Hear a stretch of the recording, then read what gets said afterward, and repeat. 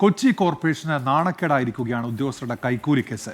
കഴിഞ്ഞ 6 മാസത്തിനിടെ 5 പേരെയാണ് കൈക്കൂലി കേസിൽ വിജിലൻസ് പിടികൂടിയത്. അഴിമതിക്കാരായ ഉദ്യോഗസ്ഥരെ പൂട്ടാൻ വിജിലൻസും നടപടി കടുപ്പിക്കുകയാണ്. കൃത്യമായ ശമ്പളം, മറ്റാനുകൂല്യങ്ങൾ, പൊതു അവധി, ഇതിനെല്ലാം അപ്പുറമാണ് കാര്യം നടക്കണമെങ്കിൽ കൈമടക്ക് വേണമെന്ന ചില ഉദ്യോഗസ്ഥരുടെ നയം.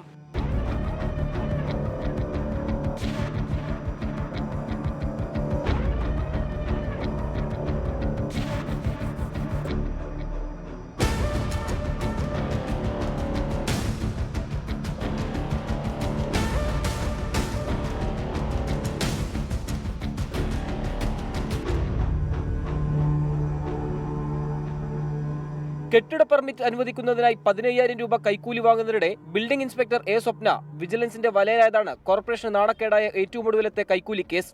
സ്വപ്നയിൽ മാത്രം ഒതുങ്ങുന്നതല്ല കോർപ്പറേഷനിലെ കൈക്കൂലി പരാതി.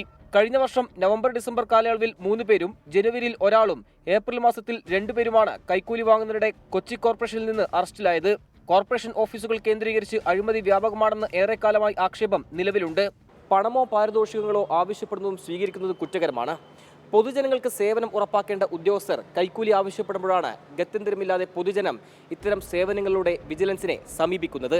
നമുക്കറിയാം ഇനിയും പല സോണുകളിലും ഇനിയും ആളുകളെ SP പിടികൂടും എന്നുണ്ടെങ്കിൽ പല സോണുകളിലും ഇത്തരം വ്യാപകമാണ്. അതായത് അൺഓതറൈസ്ഡ് കൺസ്ട്രക്ഷൻ ഉണ്ടെങ്കിൽ കൺസ്ട്രക്ഷൻ അത് ധ്രുവീകരിച്ച് അത് പെർമിറ്റാക്കി കൊടുക്കുകയും അതോടൊപ്പം തന്നെ വൻ തുക കൈക്കൂലി വാങ്ങുന്ന സ്ഥിതി നമുക്ക് ഇപ്പോഴും കാണാൻ സാധിക്കുന്നു. BIമാരും ഓവർസിയർമാരും HIമാർ ഉൾപ്പെടെയുള്ള ആളുകൾ ഇത് നമ്മുടെ കൊച്ചി നഗരസഭ ഭരിക്കുന്ന CPMൻ്റെ ആളുകളുടെ നിർദ്ദേശപ്രകാരമാണോ എന്ന് ഞങ്ങൾ സംശയിക്കുന്നു. ഇത്തരം കൈക്കൂലികൾ എല്ലാ ഓഫീസിൽ നിന്ന് വാങ്ങുന്നത്, അല്ലെങ്കിൽ ഇത്ര ആളുകളെ ഒരു ചുരുങ്ങിയ മാസം കൊണ്ട് ഇത്ര ആളുകളെ സസ്പെൻഷനിലേക്ക് പോവുകയും അതിനുശേഷം അവരെ വീണ്ടും 2-3 മാസം കഴിയുമ്പോൾ തിരിച്ചെടുക്കുന്ന ഒരു പതിവ് ശൈലി വീണ്ടും നമ്മൾ കാണുന്നു. ഇത് സ്ഥിരം ഒരു പരിപാടിയായി തീർന്നിരിക്കുന്നു. കൊച്ചി നഗരത്തിൽ എന്തെങ്കിലും കാര്യം നേടണമെന്നുണ്ടെങ്കിൽ പൈസ കൊടുക്കാതെ നേടാൻ പറ്റാത്ത ഒരവസ്ഥയിലേക്ക് ഇന്ന് കൊച്ചി നഗരസഭ കൂപ്പുകുത്തിയിരിക്കുന്നു.